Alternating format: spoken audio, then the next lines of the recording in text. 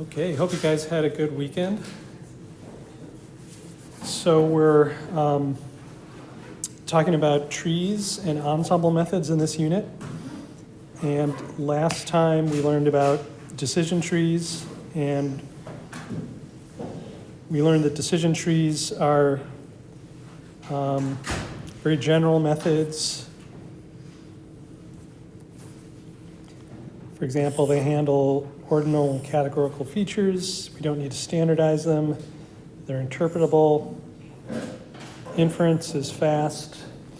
There's a couple issues. Training can be expensive if every feature in the data set is considered at every split. So one solution is just to choose a few randomly chosen features for each split of the tree. We also said trees can be prone to overfitting, and this can also be mitigated by choosing only a few randomly chosen features per split or restraining the depth, things like that. And a very powerful idea is to put many trees together into a forest. And what you do is you constrain the trees so that individually they're pretty simple. They might be not very deep at all.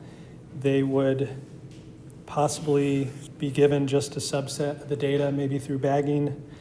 And at each split, each tree gets a random subset of features. And you train all these different trees in parallel.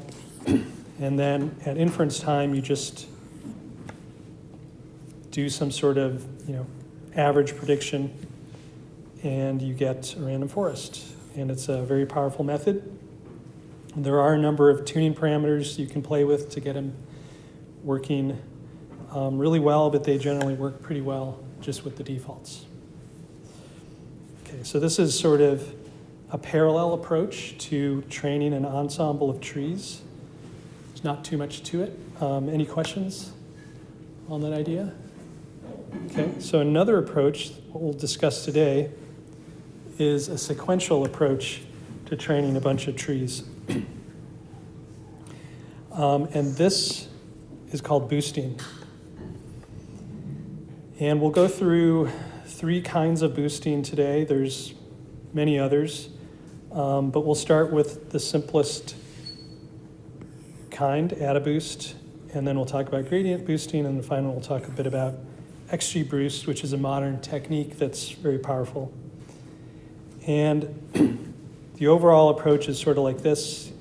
You have a data set, you train a tree, and somehow you evaluate where the errors are in that training data, and where you made mistakes, you could increase the weight. You could say, I don't want to make those same mistakes again. So now you change your loss to include greater penalties there. You train another model, and you keep doing this sequentially, training a new model that's different, better on the errors that this one made, but then this one makes new errors and so on. And at the end of the day, you do some sort of averaging across those models. So that's the idea, and we can get into some details. So starting with AdaBoost, we have an ensemble of predictors. We're going to denote our predictors as f(m). So capital M is going to be the number of predictors that we have in our ensemble. And this is the sequential training. So we go through and we train the first, and then we train the second, and so on. And there's 2 steps in the for loop. The first thing is we train the current predictor fm to minimize some weighted loss.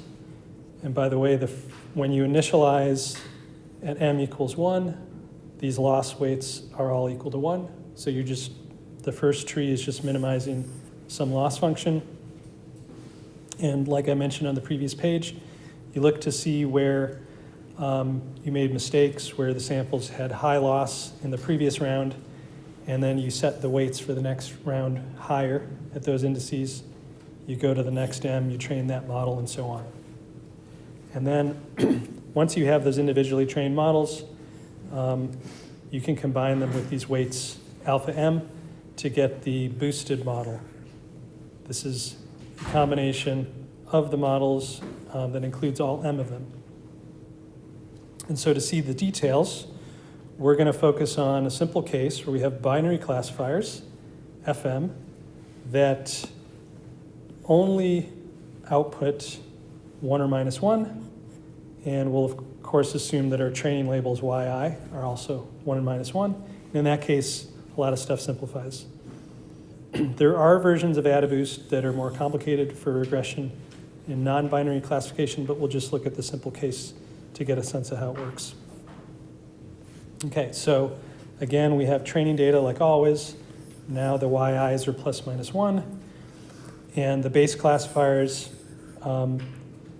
these things are always outputting 1 or minus 1, never anything else. And basically, these are the two steps again.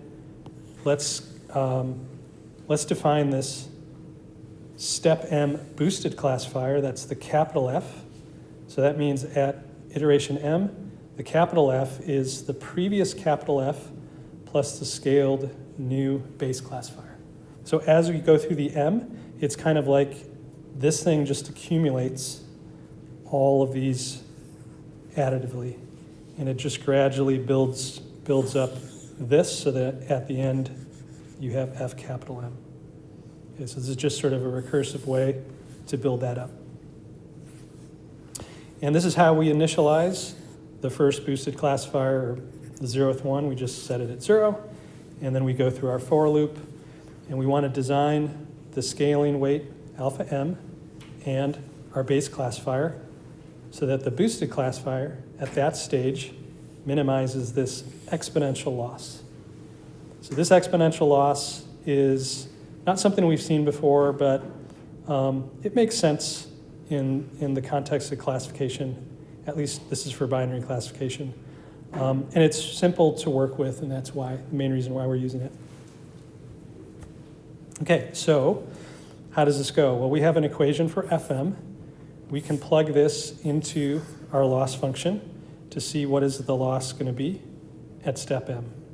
So here we plugged in the expression from above. And now what we can notice is that at this step, M, we have already designed the capital F M minus 1 in the previous round. So that's something we already know. And so what that means is we can break this exponential into a product of two exponentials, where the first one is actually something we know. We can just compute this, and we're going to call this thing WMI. So this is for the ith sample at this mth round. And then we have this great simplification because yi and fm are both binary plus minus 1. There's only two cases of their product. Either their product equals 1 when they agree, or it's minus 1 when they disagree. So we can actually split this sum into two sums. The first is the sum over all samples where the classifier got yi correct, and then a sum over the remaining samples where it was incorrect.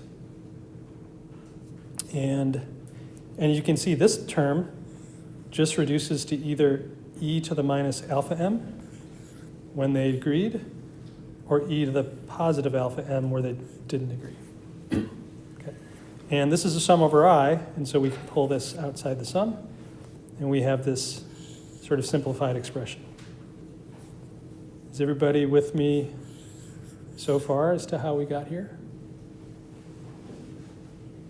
Any questions?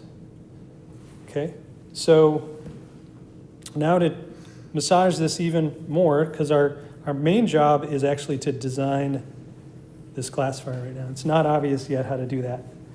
So what we can do is we can build out the rest of this sum. So currently this is a sum only over the correct samples.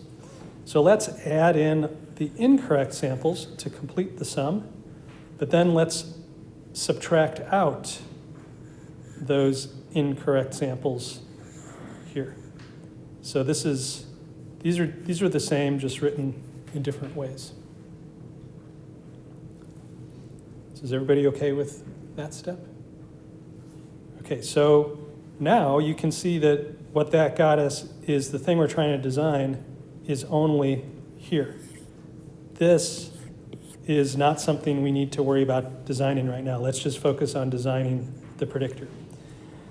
So we don't have to worry about this to minimize the loss. And in fact, even this is just a positive scaling constant.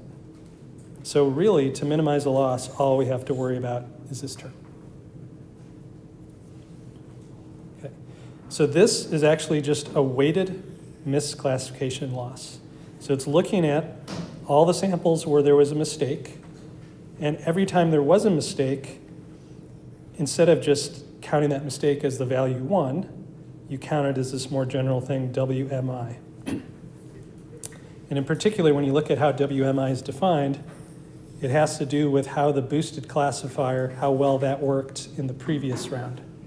So this is sort of, if your previous boosted classifier didn't work that well, you're going to put a high weight on that sample, and then the next time, you're going to try to do better on those weights. And the first time you do this, these weights are all equal to 1, so you're just minimizing the classification error. Okay. So this is just another way of writing that, where you include all the terms in the sum and all the weights. But here you have this indicator function that turns on if you made a mistake, and otherwise is 0. So that's basically how this works.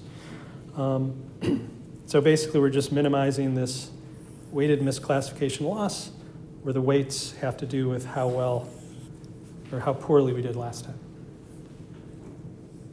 All right. So any questions on that?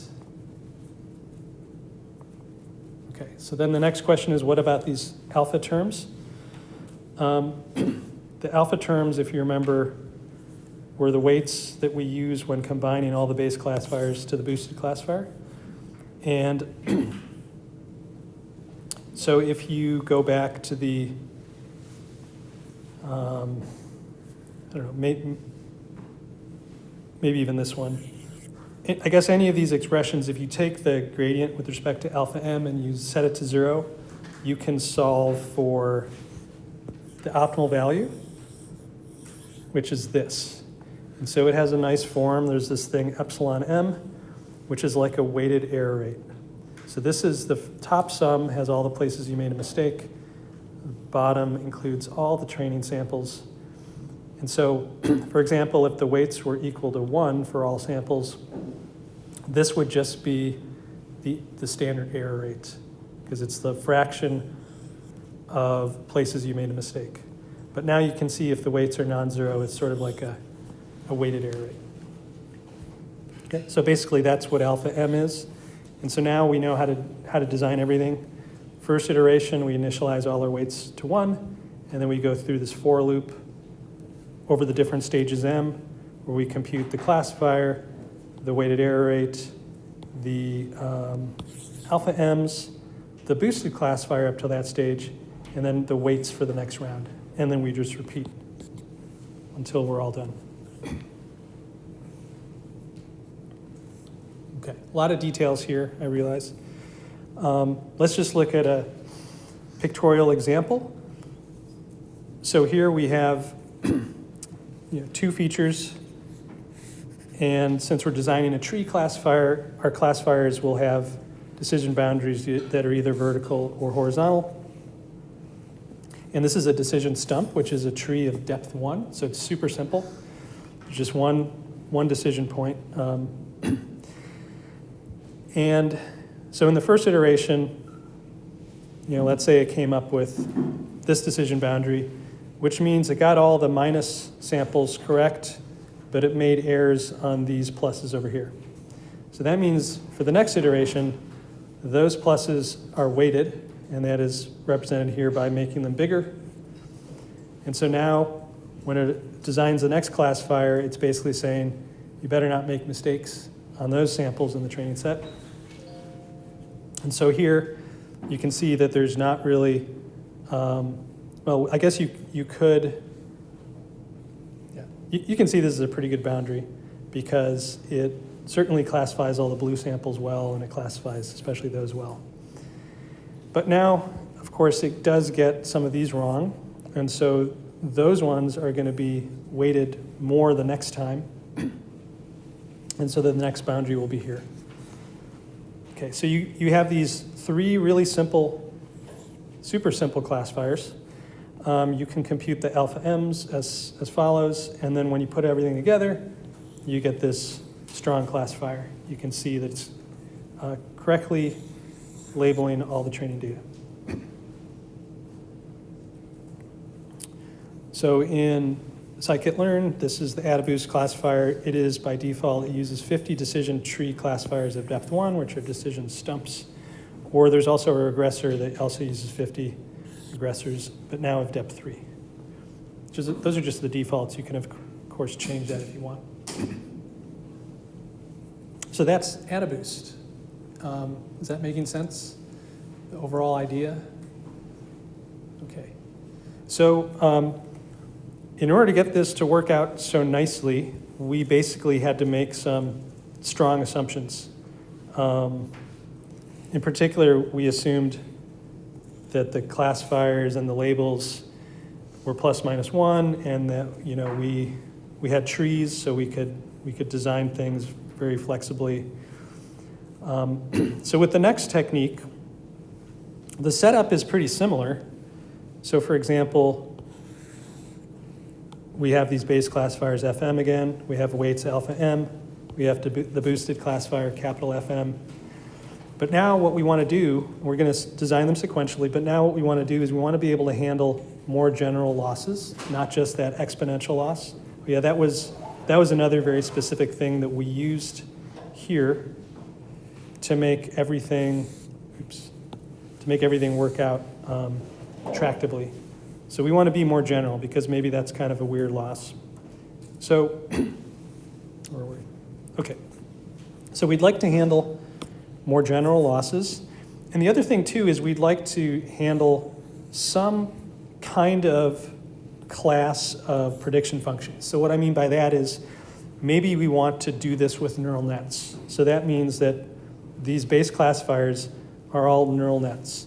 And neural nets, they have a particular architecture. There's things you can and can't do with them. Or maybe they're all decision trees. Or maybe they're all logistic regression. You just have in mind a certain model class, and you have a loss, and you want to do something like AdaBoost under those constraints. So that's the setup. Okay, so ideally, we would like to do the following. We would first train the first classifier within our model family to minimize our loss function. And then we would, set our first boosted classifier as that base classifier. So that's, we know how to do that, for general losses and general families, we can do that. But the trouble comes in the next step when we try to do the boosting. We go on to the next round, and now we say that the next boosted classifier is the current boosted classifier is the previous boosted classifier plus the product of alpha M and FM that minimizes the loss, where here you can see this is going to be the boosted classifier we get if we use that alpha M and FM, little fm. So that's the tricky thing, is we want to try to design this and this in a way that minimizes our loss. And notice that the total classifier, it's the boosted one. It's not just the newest part, it's that added onto the older part. So it turns out that this optimization is really pretty difficult in general. It's not something we can do. So we're going to start making some approximations. So the first approximation is, rather than this argmin, this perfect minimization, we're just going to do a gradient step. So that means that the current boosted classifier will be the last one, minus we'll use alpha m as a step size times the gradient. And the gradient is of the loss evaluated at this last boosted classifier. So that's what we'd like to do. But even that, we can't do exactly, because if you look at the type of model that the type of model that we're trying to build here, the boosted classifier we're building, is like a sum of the last one and this new added scaled base classifier. And according to this gradient descent idea, we're replacing the base classifier with basically the negative gradient, like this. And so we're saying, let's do this. But as you can see, that would be like saying the negative gradient of the loss is in that same model family. So, for example, maybe you want to design a neural network, but the gradient of the loss is not going to give you an easy to implement neural network. So now we're kind of stuck again. So instead of doing the exact gradient step, we do one more approximation, is we train this model not to be, give us exactly the gradient, but to be close to this negative gradient. So there's sort of two different approximations. First, we use the gradient, but then we can't even do that, so we approximate the gradient. Okay, so this is how it looks like. We can define these numbers RIM. So at stage M, we already know this model. We already designed it. We know our training data. We know our loss. We can take a gradient. And so we can compute these numbers over all the samples in our training set. So these are just known numbers. So we use those as targets to train a regression model. So this is just, least squares loss. So we have our targets, we computed from above, and we have the model we're designing. This is in some model class, whatever it is.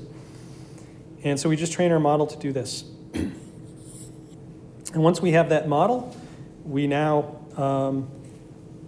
we're approximating this. We basically, we plug it in like this again.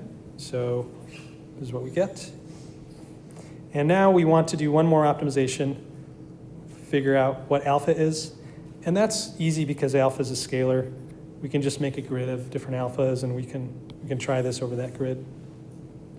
And so finally, we get our boosted predictor. So FM is going to be a trained approximation to this gradient, but the gradient is something we can compute. So that's gradient boosting. So it's a pretty successful technique. I don't know if that made sense. Again, lots of details here. Any questions? So the main ideas are gradients and then approximating the gradients with some sort of trained model.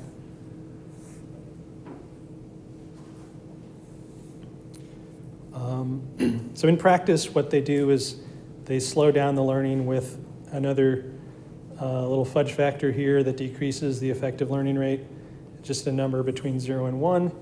And scikit-learn uses 0.1 by default. And you can see it does this with 100 decision tree classifiers or regressors by default. But the nice thing is you can use a generic loss and a generic model family. So it's pretty flexible. Okay. Any questions on gradient boosting? Okay, so this is another just example of kind of a visual example. So there's the true regression function is this smooth curve. Of course, we don't know that. We're just given training data, which are these dots. And this is just a one-dimensional prediction. So there's a single feature, and this is your target. And so you're just trying to basically approximate this curve, or learn an approximation to that curve based on the data. And there's some examples. If you had a regression tree of max depth 1, that's just this very simple function here. Basically, because it's max depth 1, it's just you put a threshold at this value, and if your input is to the left, you output this, and if your input is to the right, you output this. So that's very simple. If you look at a regression tree of depth 3, now it's going to have, it should have, I guess, 8 outputs. Let's see, so I think that's this curve.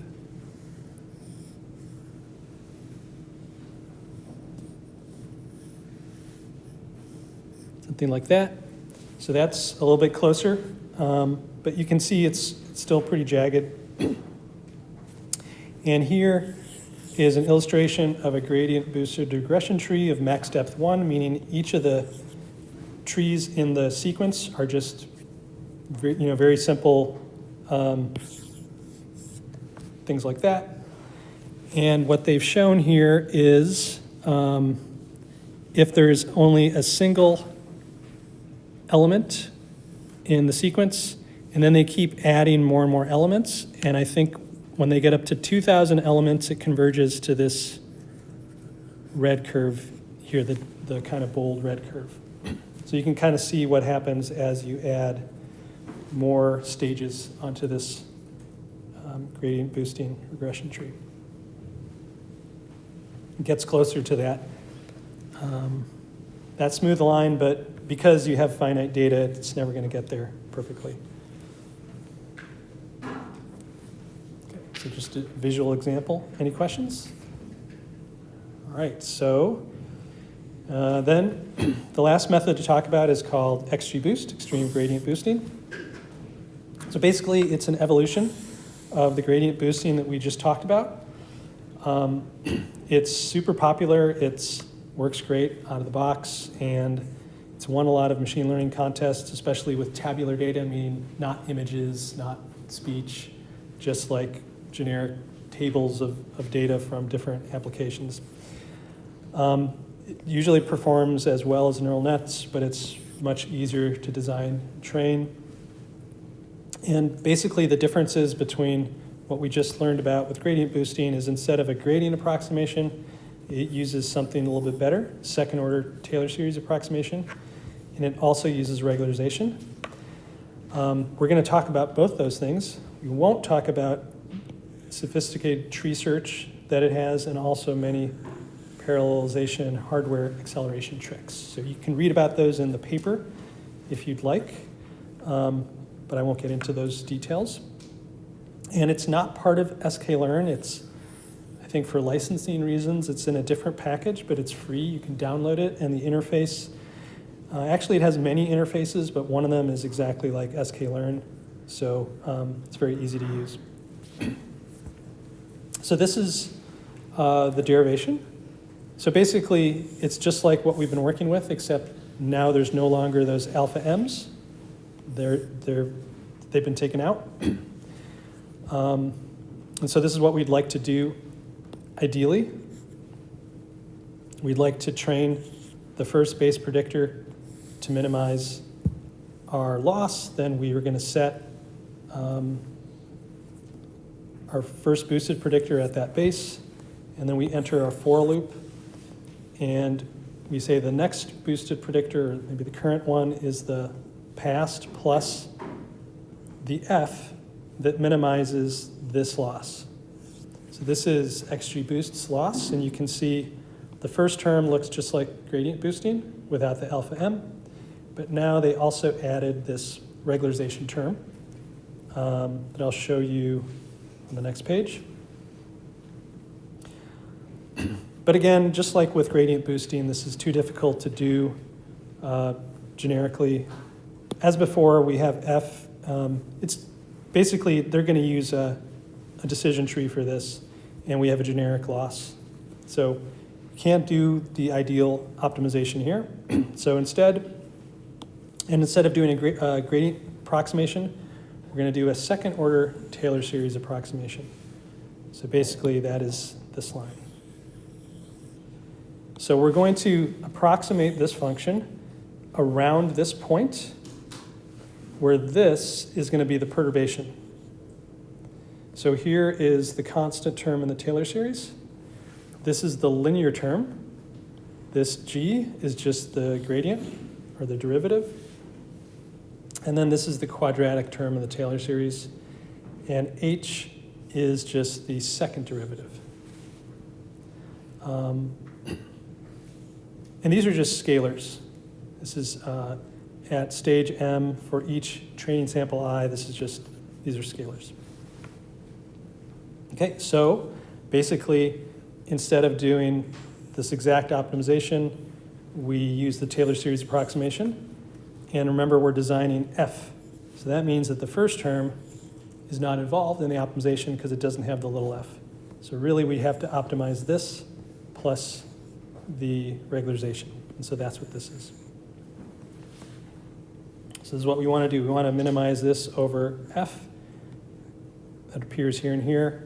We can compute the g's and the h's. Oh, yeah, the f also appears over here. And this is going to be a decision tree. Okay, so how do we do this? So we're going to take our approach where we have a decision tree with, let's say, a max of L leaves. We saw this earlier. You can write that as like a lookup table ZL. L is going to be the leaf of the tree. So this is just a set of values over the different leaves. And then Q is the function that takes your features and tells you which leaf they end up in. So we want to design the set of leaf values, and we want to design Q, which is the tree. And here's the regularization. So we see that the regularization is using like a sum of the squared leaf values. And then it's also, it has these are tunable parameters. It has this other interesting term here. We'll see what happens with that. So if we plug this back into here, and let's get rid of all the m's because we're just at stage m now. Let's make things a little simpler, take out all the m's. So then we get, let's see if we can see it all. We get this optimization problem on the bottom.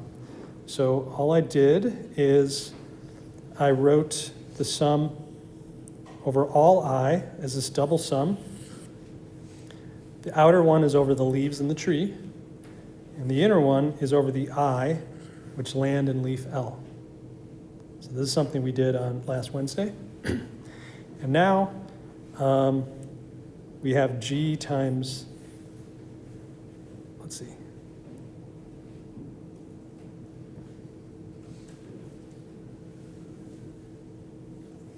Oh yeah, okay. So this is like, so what F is, or what F was, has been replaced by ZQ. But here, for any outer loop variable L, this just turns into ZL. So that's why that became ZL. Similarly, this becomes ZL squared. And then we have our regularization, which ends up over here. Okay, so these ZLs are going to be design parameters, and then Q. We want to design Q and these ZLs. So we're going to do this in two stages. First, let's write this where we have the linear term in ZL and the quadratic term in ZL and the constant term in ZL. So this is just rearranging. So just kind of group this stuff together here. And I grouped this H and this stuff together over here. And then basically I put this inside the sum over L so that it turns into a gamma that's summed L times to get this. Okay, so now the first step is to optimize over the z's. And it turns out that's easy to do. You just take a gradient with respect to ZL, set it to 0, and you find for every ZL, this is exactly what you get. And then you plug this expression back in here, and you end up getting, again, a pretty simple expression to design your tree. So this is basically the loss by which we design our decision tree. And we do it using the procedure we talked about on Wednesday when we said how you train a tree for a generic loss. Basically, it's this top-down splitting idea. At every stage, you're splitting your data into two parts. And so you can here look at the loss that you have before splitting. It's basically just this thing here. So since we're, this is really the loss we consider here. This is like over the leaves, so when we're designing our tree, we just focus on this.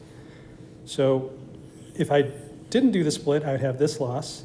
And if I do the split, rather than summing over the full training data set, I sum part of it over S1 and part of it over S2. And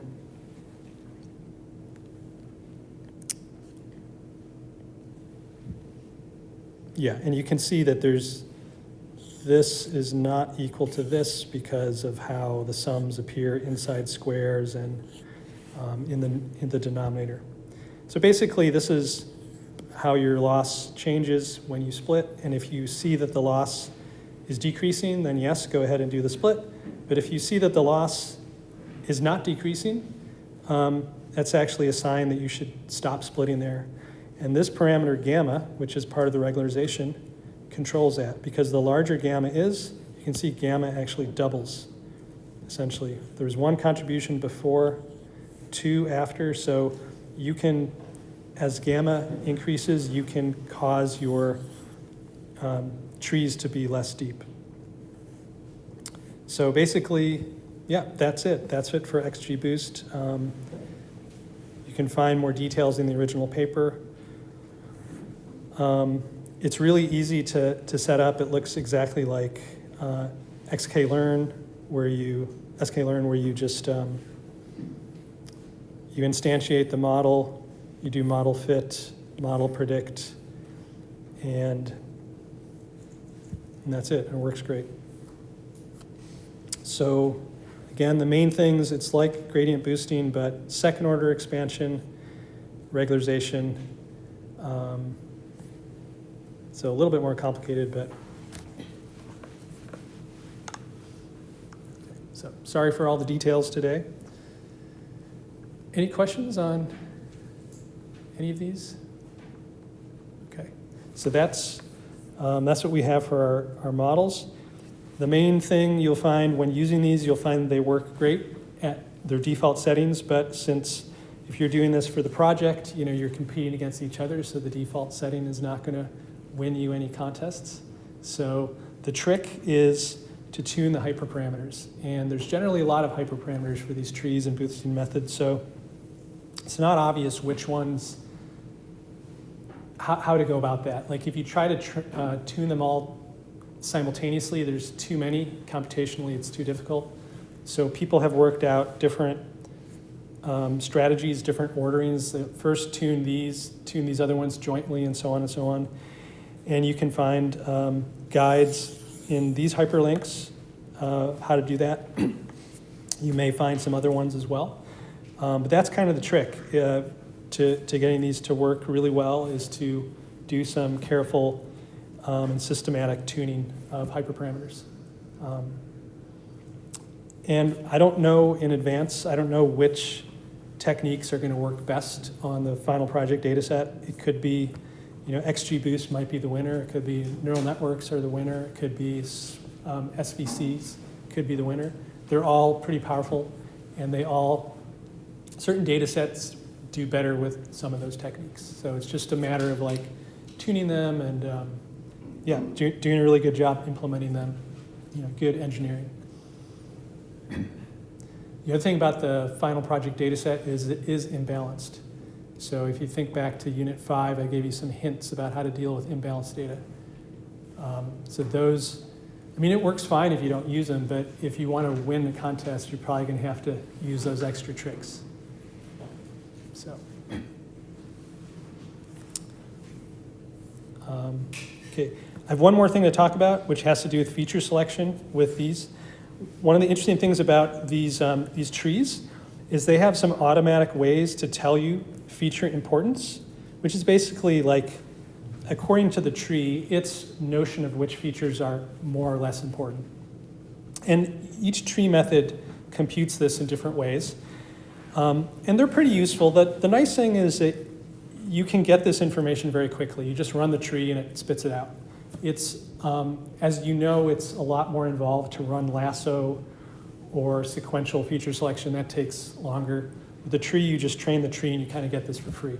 So I was just going to tell you a little bit about it. So for random forests, it does this, basically the way that it determines or says which features are more important is it looks how that Gini impurity changes on average when that feature gets split through the tree. So it kind of keeps track of different features where they're split and sees, if a feature, when it gets split, the Gini impurity changes a lot, that's like, oh, that's probably a pretty important feature. But if the Gini impurity is never really changing much, it's like, well, that feature is probably not very important for this data set. So that's, kind of how it comes up with its feature importance values. They're not perfect. This article talks about how they're biased towards high cardinality features, so features that have a lot of different possibilities. Now, for XGBoost, there's actually different ways you can report feature importance. The one that most people recommend is called GAIN, and it looks how accuracy changes on average when a feature gets split. Again, it's far from perfect. You can read more about it in this link. And XGBoost has other ways to cover, which looks at the second derivative of the loss, but most people say if you're really wanting to do feature selection using feature importance, you should look at this GAIN parameter. But the thing about all of this is, as I said, there's some issues. So a lot of people instead recommend something called permutation importance. So it's kind of an interesting idea. It's very simple. The idea is if you want to test whether feature J is important, what you do is you have your trained model, and you just randomly, you look at your data, you just randomly permute all the entries of feature J. So if you have many training samples in feature J, you just shuffle them. And now you've broken any correlation between that feature and the target. And you put this new kind of partially shuffled data set through your model, and you see how much worse does it perform. So if you have a really important feature and you shuffle it, basically you make it useless for prediction, you should see a big change in performance. If you have a feature that's not really that important and you shuffle it, performance won't change much. So that's what's known as permutation importance. And the cool thing about it, the reason why people advocate it, is very cheap. You don't have to retrain your model. If you have an already trained model, it's not like Lasso or something where you have to train under a grid of different alpha values and retrain the model over the grid. No, you have an already trained model, you just permute different features, you see how much the model suffers. So people often say that this is more trustworthy than some of these tree-based metrics. And so there's something in scikit-learn that you can do this, and you can actually do this with any model. You can do it with a neural network, whatever you want. But I want to again stress that that is still not quite as powerful as what we talked about back in Unit 4. For example, something that would be better to do if you could do it would be to permute the feature and then retrain the model with the Permuta data and see how that works. Or what we actually recommended back in Unit 4 was rather than permuting that feature, just drop it from your data set and retrain it. That would be like stepwise or exhaustive selection. Okay, so these are all different approaches to feature selection. Feature selection with some data sets can be really important. Other data sets, not so important. But often maybe that's the difference between the best model in the class and a different one is some group was really careful and they found that when they took this one feature out, the predictions got better because their model wasn't distracted by it anymore. So that's feature selection or feature importance. Any questions? That's all I have for this unit. So any questions on anything else? Final project, anything? Yes?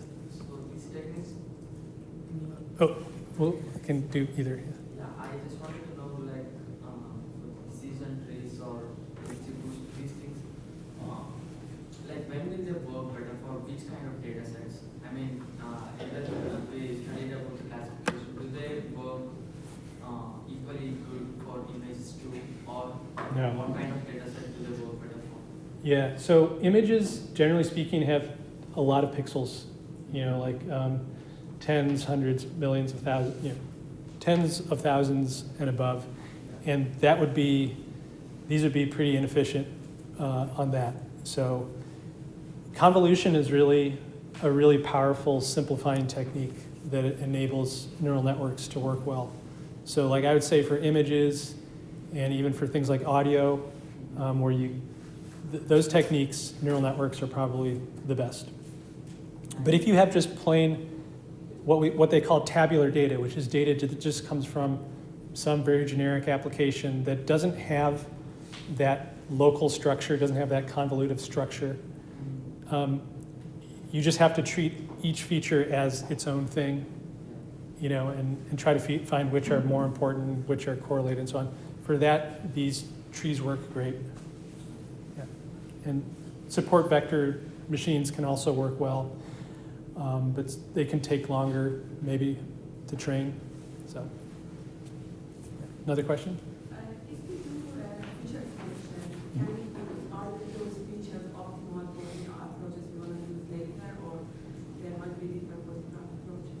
So can we do feature selection once for all of the three different approaches? Yeah, you certainly can. I mean, so feature selection is complicated, and I would say probably like the same kind of feature selection is not really going to be optimal for any method.